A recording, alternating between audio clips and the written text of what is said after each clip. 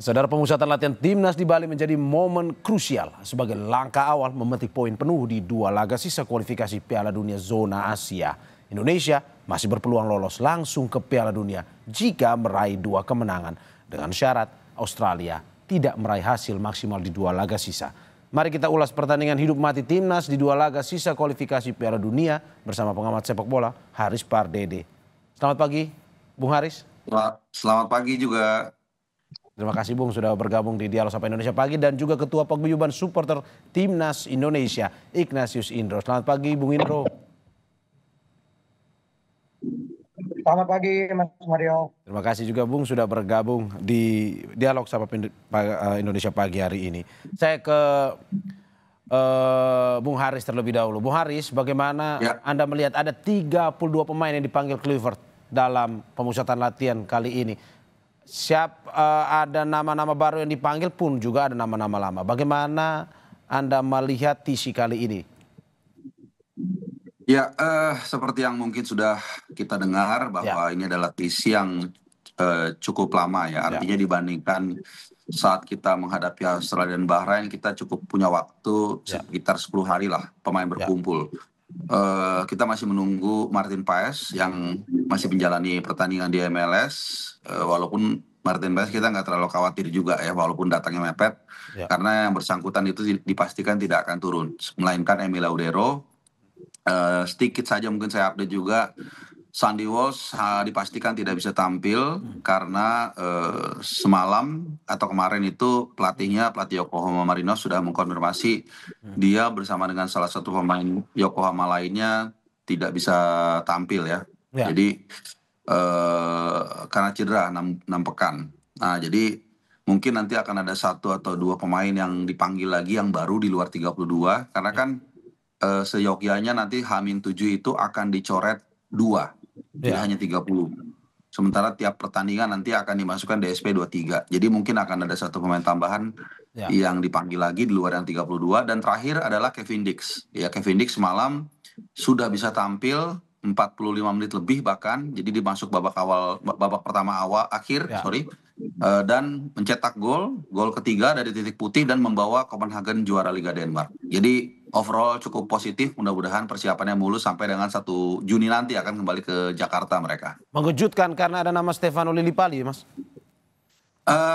Mengejutkan dan tidak mengejutkan juga. Kenapa? Karena pemanggilan pemain ini kan semua tergantung kebutuhan tim, tergantung availability gitu loh. Kadang-kadang pemain mungkin kita anggap itu tidak biasa-biasa aja. Cuman kalau di posisi itu kita kurang ya mau nggak mau dia panggil. Sebaliknya juga begitu.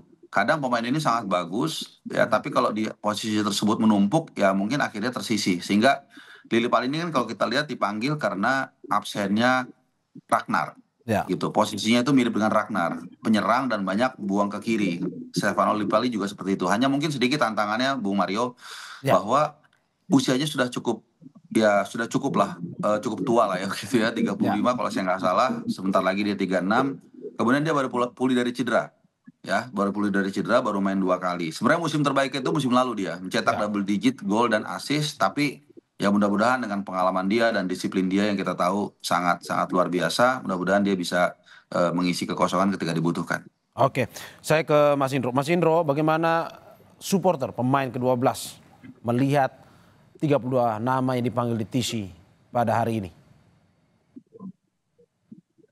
Iya, kita melihat bahwa ini ada jarak lumayan panjang ya menjelang pertandingan ya. Ini kesempatan buat Kluivert untuk memadukan seluruh pemain dan juga memilih pemain yang dibutuhkan untuk menghadapi China, terutama ketika menghadapi China di GBK ini targetnya adalah kemenangan. Nah, ini yang harus dijalankan oleh Patrick Kluivert,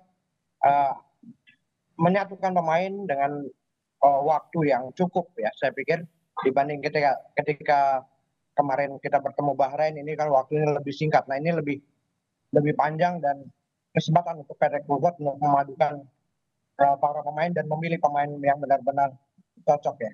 Kita sebagai supporter pemain ke-12 tentunya akan selalu mendukung timnas kita apapun yang terjadi. Namun kita berharap bahwa ketika melawan China kita bisa memperoleh 3 poin. Kalau ketika melawan Jepang nanti saya pikir kita harus realistis. Kita bisa memaksimalkan paling nggak dapat 1 poin ketika melawan Jepang. Nah ini yang harus Patrick Kluivert lakukan ya. Apakah bisa? Tapi realistis ketika melawan Jepang, ketika bermain di Jepang dan pemain-pemain yang memang luar biasa dan bermain di kelas dunia. Nah ini yang saya pikir 1 poin cukup realistis. Oke, saya ke Mas Haris lagi. Bung Haris, Anda melihat TC kali ini yang menjadi penasaran masyarakat apa sebenarnya yang dilakukan di training camp selama ini. Tadi kita sudah tahu bahwa ada waktu yang lebih panjang, 10 hari atau hampir 2 pekan. Pemain bisa saling bersama latihan, komunikasi dibangun. Nah, apa saja sebenarnya yang dilakukan di TC itu?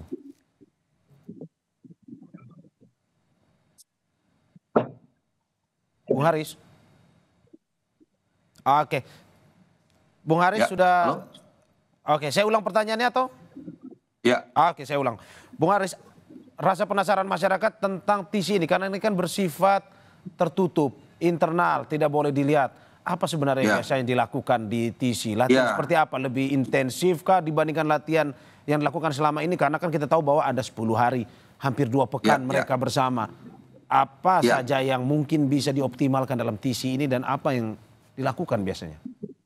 Ya, ini suara saya jelas ya? Ya, jelas. Oke, ya jadi biasanya tentu yang standar pasti mereka akan melakukan pemulihan. Ya. Mereka kan kita tahu baru saja menjalani musim yang panjang, atau mungkin juga ada mereka yang sudah lama liburan. Nah ini pasti mereka akan direcovery dengan pelatih fisik kita Quinten Jagova kalau saya nggak salah ya. Kemudian yang kedua soal pemahaman taktikal. Nah ini yang makanya tadi menjawab pertanyaan dari Bung Mario kan, kenapa dirahasiakan, ada tertutup, itu sangat normal. Karena latihan itu pasti ada taktikal. Kemudian juga pemain-pemain mana yang mungkin akan ditampilkan, itu biasanya ya pakai, nanti kalau ada 11 lawan 11, nanti yang pakai pakai rompi itu yang biasanya akan inti. Nah inti kan pelatih mencoba merahasiakan ya, jangan sampai bocor, jangan sampai lawan tahu, kemudian mereka bisa mengantisipasi. Ya ada satu ungkapan yang kita tahu, ketahuilah kekuatan dan kelemahan musuhmu, maka kamu akan memenangkan 100 peperangan. Nah ini jangan sampai kita bocor ke mereka. Makanya kalau kita liputan ke lapangan, ketika meliput mereka latihan, apalagi official training, biasanya H-1 misalnya, itu kita kan hanya dikasih waktu meliput 15 menit awal. Kenapa dikasih 15 menit awal saja? Karena di situ baru latihan fisik, baru pemanasan. Nah setelah itu baru mereka punya taktikal, mungkin ada ada rahasia-rahasia, hal-hal kecil taktikal yang ingin diterapkan dan pelatih tidak ingin lawan tahu gitu. Paling saya ingat itu waktu menjelang lawan Saudi akhir musim lalu. Saya masih ingat betul, kebetulan saya karena terlibat di dalamnya situ di media. Jadi saya masih di dalam tuh. Nah, itu saya bisa lihat tuh berkali-kali Calvin Verdong itu berlatih counter attack. Dan itu terjadi. Ya kita masih ingat counter attack dari gol dari Marcelo Ferdinand yang pertama atau kedua saya lupa, itu kan diawali dari Calvin Verdong. Nah itu sejak latihan itu official training itu diasah berkali-kali. Digembleng. Nah ketika digembleng berkali-kali taktikal itu, nah ketika nanti latihan mungkin ada hal seperti itu dan mereka tidak mau itu tahu, jangan sampai China tahu dalam hal ini menjadi lawan kita sehingga mereka bisa mengantisipasi. Jadi seperti itu kira-kira nanti materi-materi yang mungkin lebih rumit lagi, macam-macam ya, bahkan mulai dari hal-hal kecil seperti build up serangan itu dari siapa, lalu siapa yang menginisiatif, siapa yang membackup kalau mentok gitu, seperti itu ada pasti. Nah ini yang sengaja mereka tidak mau ketahui, makanya nanti mungkin yang di lapangan itu hanya 15 menit mungkin dikasih meliput, setelah itu disuruh keluar semua dari lapangan. Oke, saya sebelum saya ke Mas Indro, saya mau bahas teknis dulu bersama Mas Haris. Mas Haris, bagaimana ini teknisnya melawan Tiongkok ke depan? Kemarin kita kalah pertandingan sebelumnya, walaupun juga berbeda pelatih saat ini. Anda lihat apa formasi strategi yang akan dilakukan atau dimainkan oleh Patrick Kluivert untuk melawan Tiongkok ini, dan juga melihat struktur permain yang memang kemarin pada saat pertandingan sebelumnya pada kali ini mungkin tidak bisa dipanggil juga. Seperti apa nantinya? Ya, kalau kita lihat ada satu data yang menarik ya, data primer yang saya perhatikan dan saya pikir secara umum fans juga bisa ngeh itu ya. Jadi selama round 3 di luar Jepang itu kalau kita dominan secara ball position itu kita kalah. Ya. Pertama lawan China di Qingdao kita dominan, kita kalah. Kita bertahan sangat tinggi saat itu kena counter. Gak usah jauh-jauh, di Sydney kita juga dominan, superior juga, luar biasa, berapa 60 atau 70% saya lupa ya, tapi kita kalah 5-1 juga. Tapi sisanya, 5 pertandingan sisanya, sekali lagi di luar Jepang, itu setiap kita lebih counter press, lebih bertahan, ya dengan ball position lebih rendah, itu kita selalu dapat poin, minimal dapat poin. Ya, seri dari Saudi di Jeddah, seri dari Australia di GBK, kemudian seri dari Bahrain juga.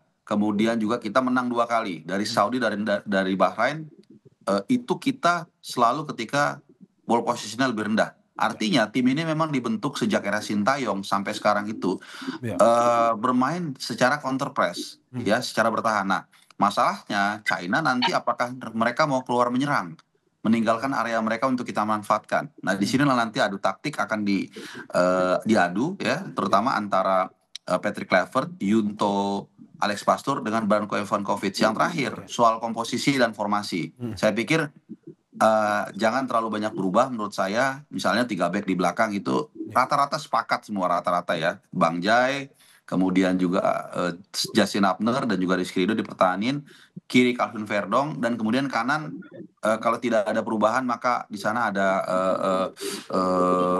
Kevin Dix ya. Dan yang menarik adalah satu lagi, Bung Mario, bahwa kita dulu ketika pertama kali ketemu China belum ada Joe Pelupessy, sehingga kita selalu kena counter. Nah, sekarang sudah ada pemain yang seperti Joe Pelupessy yang menjadi pemain pertama yang mematahkan serangan yang baik lawan, dan ini yang membuat Tom Haya akan lebih bebas ke depan. Mungkin satu-satunya PR atau salah duanya PR adalah mencari pengganti Marcelino Ferdinand dan Ragnar Raratmangun.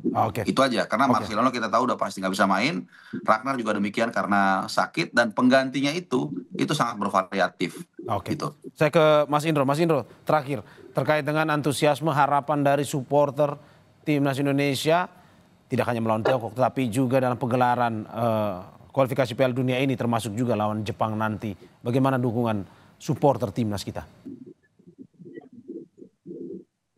Iya, harapan kita tentunya adalah hasil terbaik melawan China dan juga Jepang. Seperti yang saya katakan tadi, lawan China kita berharap bisa mendapatkan 3 poin ya. Dan lawan Jepang ini kita realistis, paling tidak bisa memaksimalkan keadaan dan kita bisa mendapat poin, 1 poin dari Jepang. Nah, yang realistis, tapi kita tentunya memiliki harapan bahwa paling tidak melawan China kita bisa 3 poin, dan ini kemungkinannya cukup besar ya, bahwa 3 poin ini bisa diperoleh di GBK, sehingga kita bisa masuk ke putaran keempat selanjutnya, dan ini yang menjadi harapan dari supporter, dan pemain-pemain harus tidak menjadi beban bermain ketika melawan China, dan harus bermain lepas dan juga menunjukkan permainan terbaik mereka di GBK nanti. Oke, ya apa yang disampaikan ini justru membangkitkan semangat tidak hanya supporter tetapi juga seluruh warga negara Indonesia untuk bisa menyaksikan pertandingan Indonesia versus Tiongkok dan juga selanjutnya Indonesia versus Jepang. Terima kasih pengamat sepak bola Haris Pardede dan juga Ketua Paguyuban Supporter Timnas Indonesia Ignatius Indro. Terima kasih, sehat-sehat selalu.